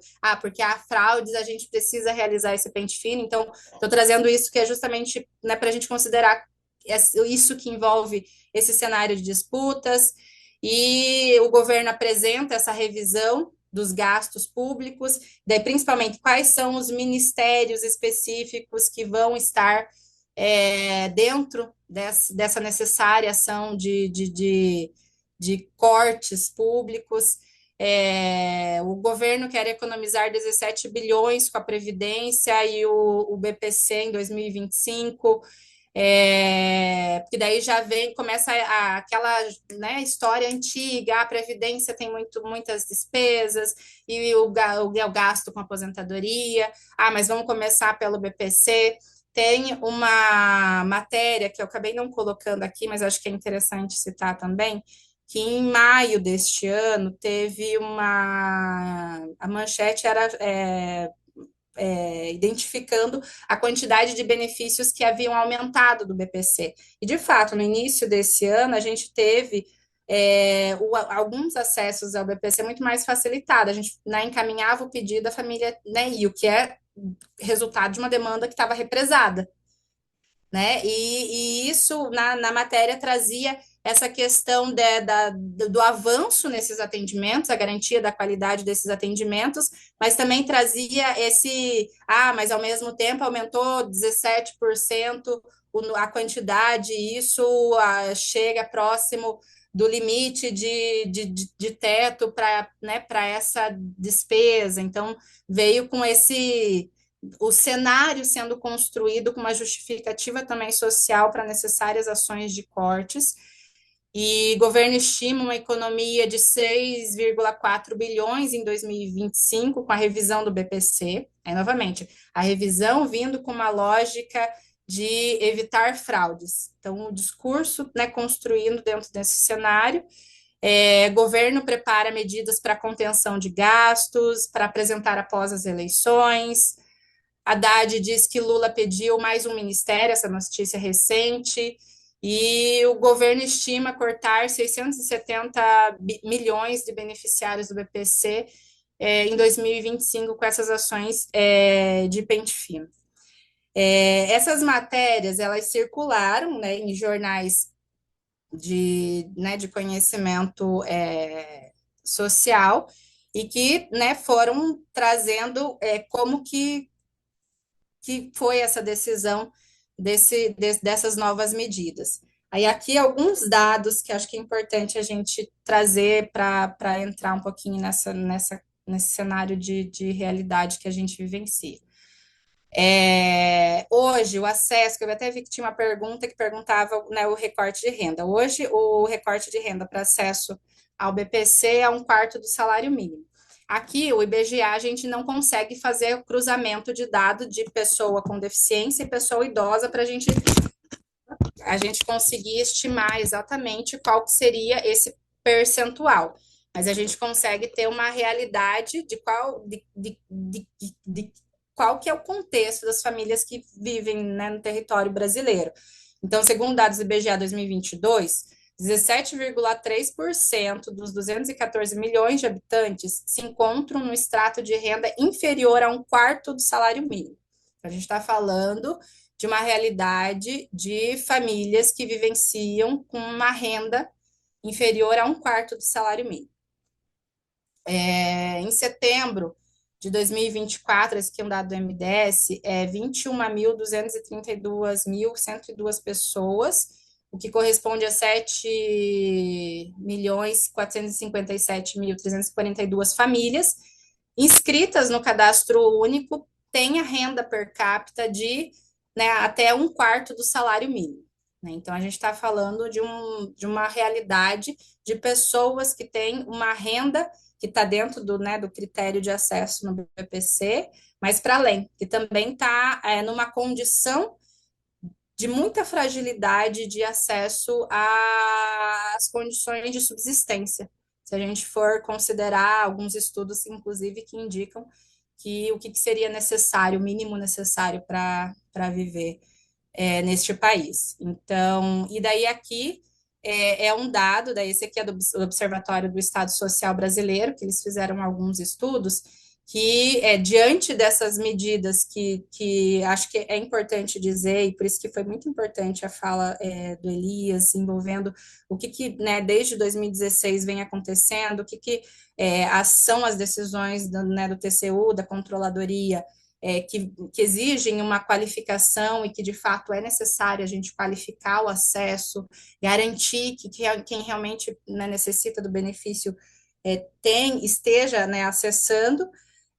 ao mesmo tempo que o mesmo relatório, né, do TCU e Controladoria também fala da necessária capacitação das equipes, considerando que daí falando das ações de averiguação cadastral, né, que exige as visitas domiciliares, evitar ações de caráter fiscalizatório, tem todo esse cuidado, e também, né, a Controladoria coloca o necessário também investimento na estrutura dos serviços para garantir o atendimento frente a essa realidade, né, desses cadastramentos necessários.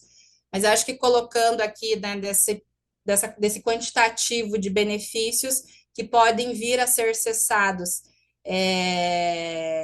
por mês, né, e que, né, a maior parte envolve pessoas com deficiência.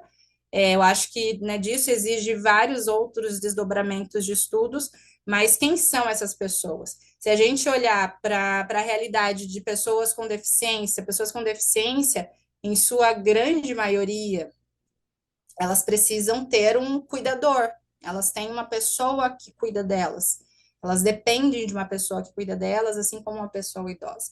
Quem são essas pessoas? Quem são essas famílias? Como que a gente, e daí acho que colocando um pouquinho também de alguém que aqui no cotidiano, como que a gente leu, né, né, a princípio eu coloquei ali como manchete, mas acho que colocando aqui para diálogo o que é impacto dessa realidade social, quem são essas pessoas? Em sua grande maioria são mulheres, dependendo da região, são mulheres negras que não têm ausência de acesso a qualquer trabalho formal.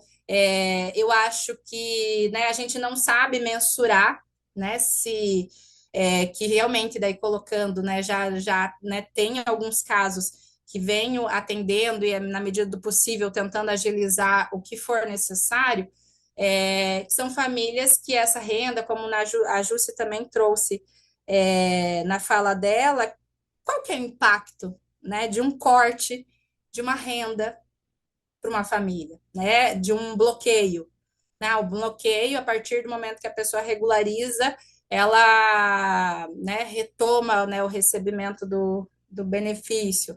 Nesse tempo, o que significa? Quando, né, aquela renda também envolve a garantia de subsistência da pessoa, enfim, são questões que acho que é importante a gente refletir, porque estão acontecendo, né? A partir do dia 25 de outubro, esses bloqueios estão sendo, tem ocorrido e a gente tem sentido, né, no cotidiano profissional.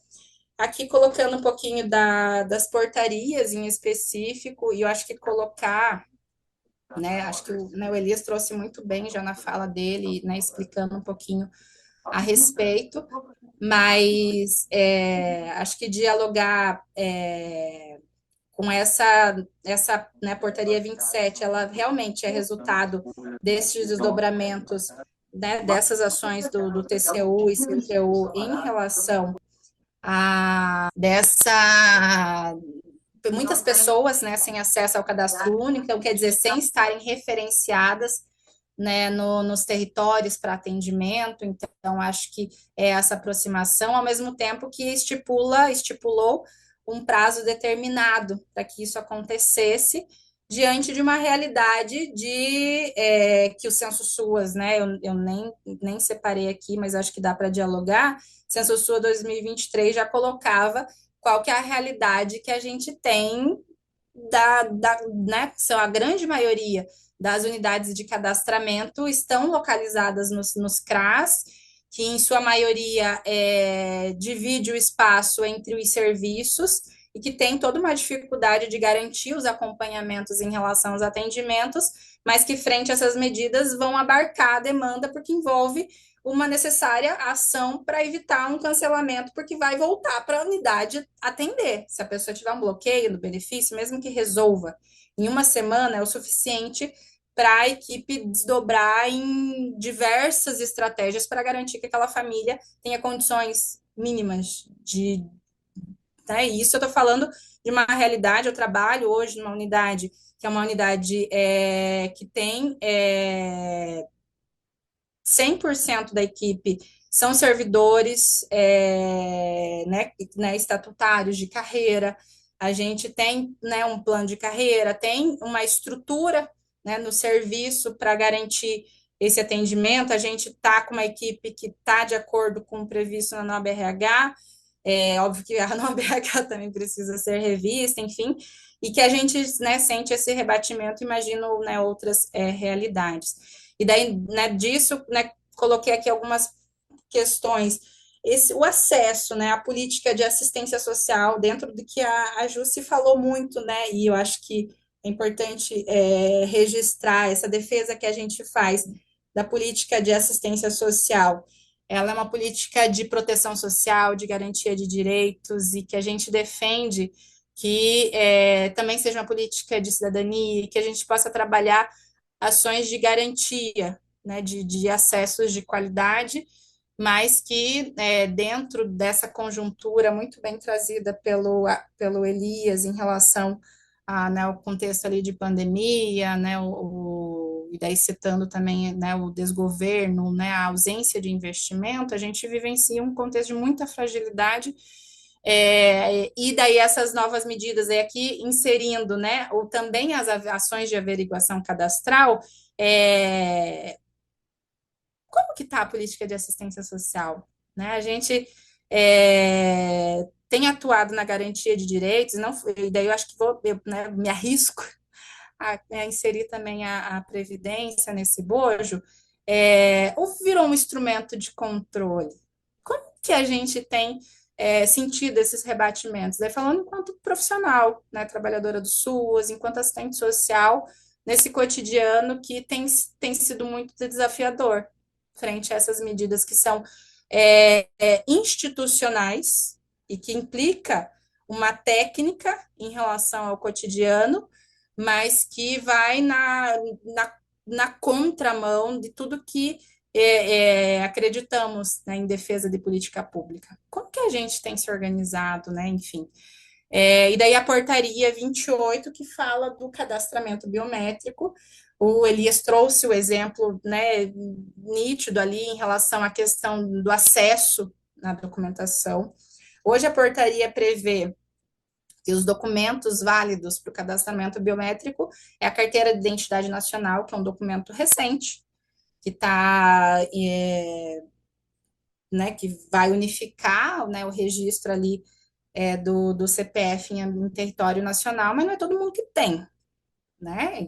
Né, tá até 2029 as pessoas precisam fazer. Então, ele é um documento recente, a habilitação, que não é um documento, não é todo mundo que tem uma habilitação, e o título eleitoral, né? Que quem é residente do Brasil, se fez o cadastramento biométrico, se tem o hábito, né, no exercício da cidadania do voto, de exercer o voto, ele tem, mas a gente sabe que também o que envolve, que não é uma realidade que se espraia em território nacional, e daí pensando numa realidade que tem fronteiras, e que a gente também, né, tem, né, daí trazendo situações específicas, tem encontrado dificuldades do encaminhamento para acesso, né, ao BPC desde setembro, quando essa portaria entrou em vigência, para o acesso para as pessoas migrantes. E o documento, o RN, né, do Registro Nacional de Migrante, ele não está previsto nessa portaria. Então, a gente tem essas questões que envolvem uma condição objetiva. Como que a gente vai garantir esse acesso para a pessoa migrante, além, não só, né, além das pessoas também brasileiras que têm a dificuldade e as burocracias que a gente sabe que existe no acesso à documentação. Enfim, né, acho que são barreiras que impõem medidas de cortes que trazem um rebatimento que tem se espraiado principalmente nas pessoas que mais precisam. Aqui né, o dado que o INSS eles, né, se publicam, né, as principais os dados, né, anuais né, e por semestre em relação aos benefícios, e aqui alguns municípios que tem o BPC Aí, né, vou trazer um pouquinho aqui, acho que mais, né, Belo Horizonte, que a gente está falando, né, do CRESMINA, mesmo que Minas, mesmo que tenham outras pessoas, qual que seria a população estimada e a porcentagem dessa população que recebe BPC, dessas o total que né, pessoa com deficiência e pessoa idosa. E daí, novamente, acho que são dados que cabe a gente, né, desdobrar e daí colocar até sugestão para as equipes que estão na ponta para, né, acho que provocar, né, os serviços de vigilância, provocar o controle social também, para a gente organizar essas estratégias desses impactos que a gente está sentindo, que tem acontecido, que tem se dado. Quem são essas pessoas? Karen, Oi. 10 minutos, tá? Tá. Eu pensei que eu ia terminar antes, tá? O cotidiano de trabalho no SUAS. Já vou acelerar aqui. Isso aqui eu até estava conversando com a Kelly, conversei com aqui na unidade que eu trabalho também. Eu falei, nossa, a gente tem tanta coisa que eu não sei por onde começar, não sei o que compartilhar. E eu acho que aqui, né, o que foi colocado e daí trazer como que está a estrutura dos serviços? E vou, né, como que a gente, antes mesmo dessas medidas, né, e eu acho que o Elias trouxe na fala dele, né, o que a gente vivencia nessa política pública desde a pandemia, né, que algumas configurações, elas mudaram, que as estruturas, tipo, a gente, isso que nem entrando no resultado das eleições municipais, que também dá outra, a gente abre outra janelinha, né? Outra janelinha em relação como que estão essas gestões municipais, que as medidas adotadas, compreendo, como a Jussi muito bem trouxe, que a gente está falando de disputa do fundo público, também compreendo e entendo o que o Elias trouxe em relação aos diálogos, né, aos consensos que se fazem necessários dentro do possível, como que a gente vai ajustando, mas em âmbito federal, né, as negociações, a gente sabe o quanto, né, foi difícil, e inclusive a gente, né, defendeu para que esse governo assumisse, né? A gente, né, carecia, né, da retomada de alguns espaços democráticos, mas também a gente não pode não também, né, não fazer a crítica diante de algumas medidas que têm impactado e que como que isso rebate nos municípios, nos territórios. E daí falando em específico que a gente tem uma realidade de que muitas gestões são conservadoras, que muitas gestões ainda associam a política de assistência social a uma política de caridade, né? Então, qual que é essa estrutura? Como que essa estrutura vai atender essas pessoas? Então, acho que é importante, né, a gente refletir um pouquinho sobre isso.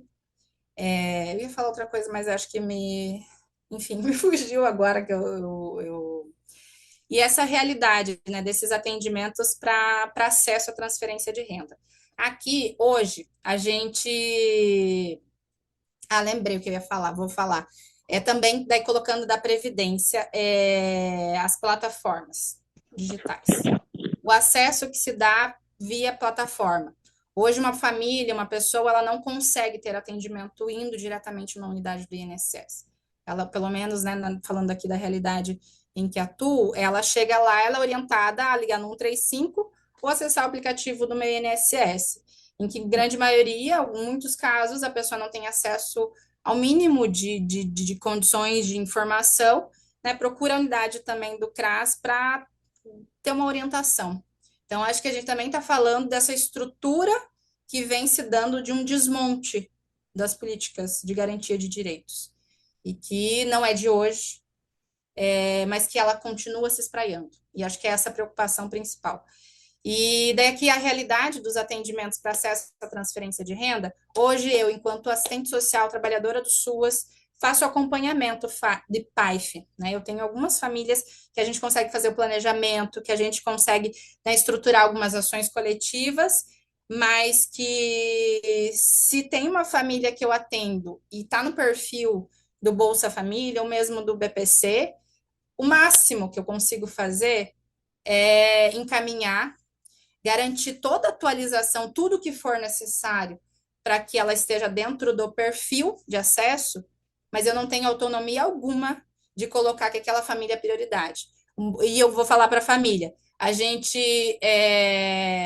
o sistema ele vai habilitar, no caso do Bolsa Família, sendo habilitado, tem uma previsão, uma média de transferência, mas que a gente não tem como precisar, não tem como saber, né? E eu sei que isso são debates, inclusive, que a gente vem avançando para que as equipes tenham autonomia, inclusive, de sinalizar, de ter acesso, né? E isso não é de hoje que a gente debate, mesma coisa o BPC, né? Depende, tá dentro dos critérios, tem direito, mas hoje a forma, a fila, a morosidade também em alguns encaminhamentos e as burocracias que envolvem essa garantia, né, via INSS, que também passa por muitos rebatimentos de uma precarização, ela não se dá de forma que atenda à imediaticidade da demanda que a família vivencia dessa realidade. Daí, como que a gente está atendendo no SUAS? Como que a gente está garantindo esses benefícios, esse suporte que muitas vezes o município nem tem, né? Então, a gente, enquanto equipe, vai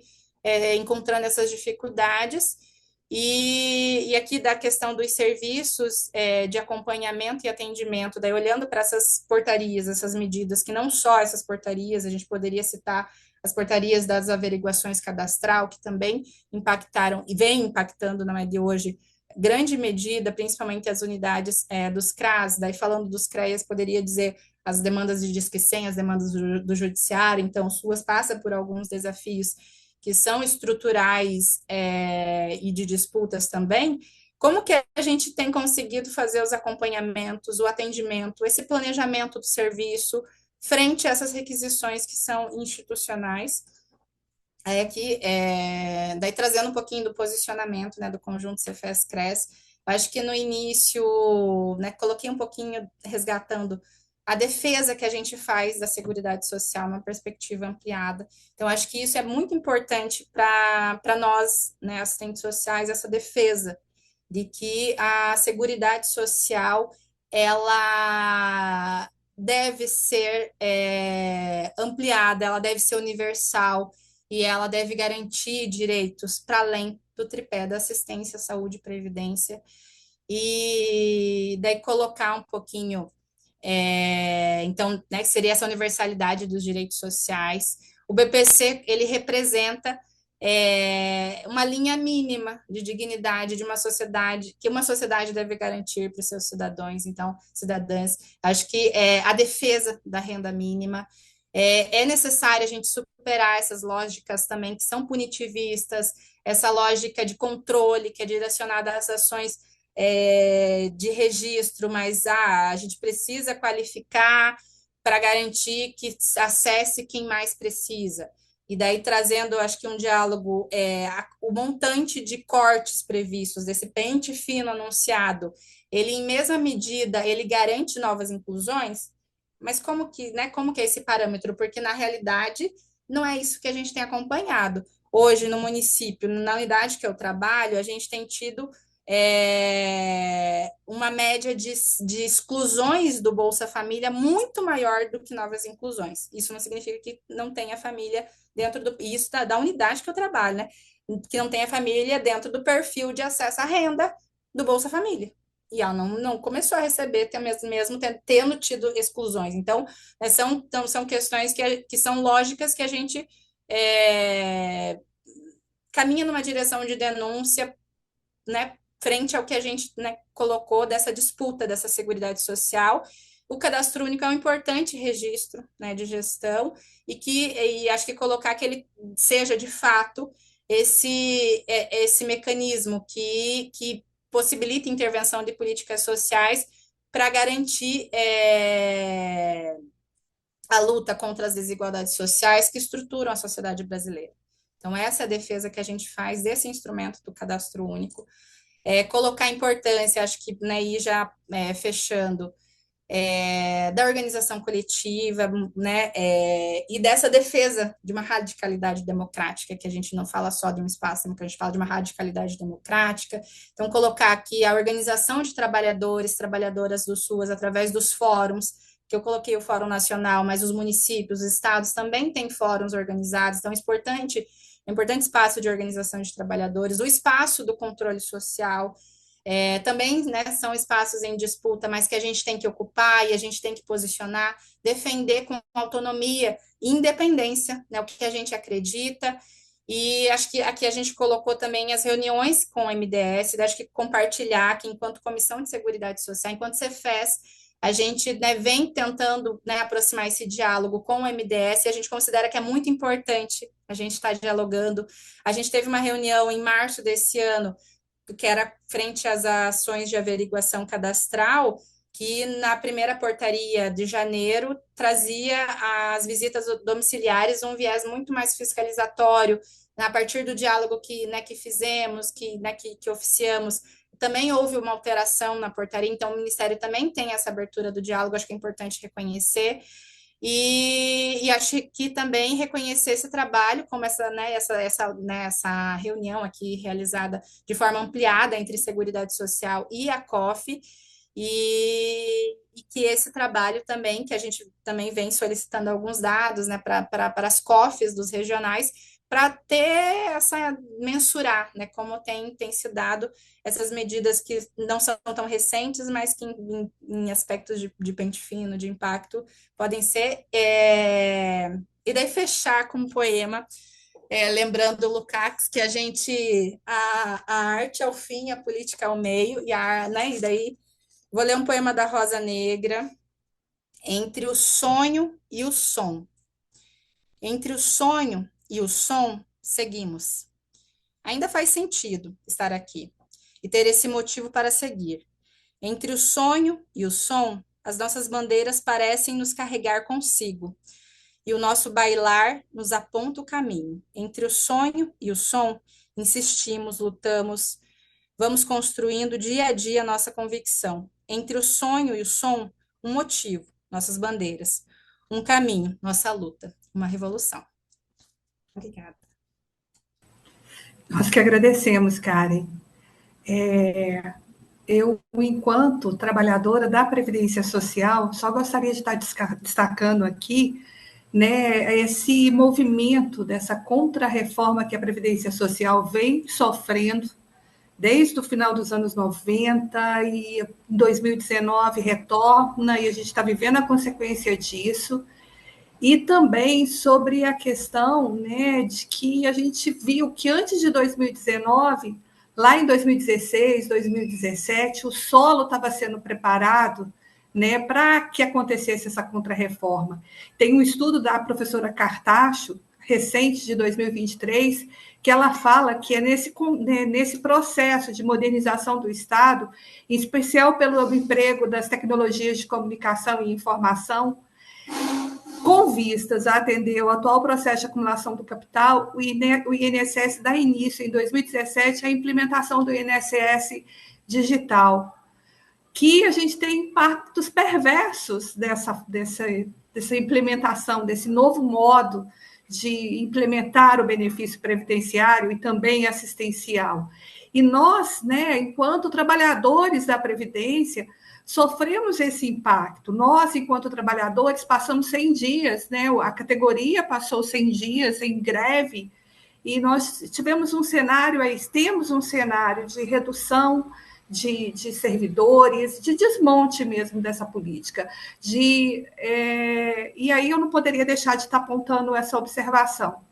Então, esse cenário de dificuldade de acesso a Previdência tem todo um contexto que foi destacado aqui. Gostaria de agradecer imensamente a Elias, Jusileide, Karen, pela disponibilidade do tempo, por estar aqui conosco, e agradecer também, né, a todos participantes dessa atividade que estão conosco aqui até agora, quase 10 horas, né? Dizer que o CRES Minas Gerais ele tem o compromisso de estar junto à categoria profissional, trazendo nessas questões cotidianas para reflexão, e que nós somos o CRES. Muito obrigada, boa noite, tá? Todos, repito aqui, visitem o site do CRES. Hoje saiu uma revista não, um boletim, Conexões Gerais, com publicações. Então, visitem lá, né? Um grande abraço, boa noite, tá? E muito obrigada pela participação de todos, todas e todes.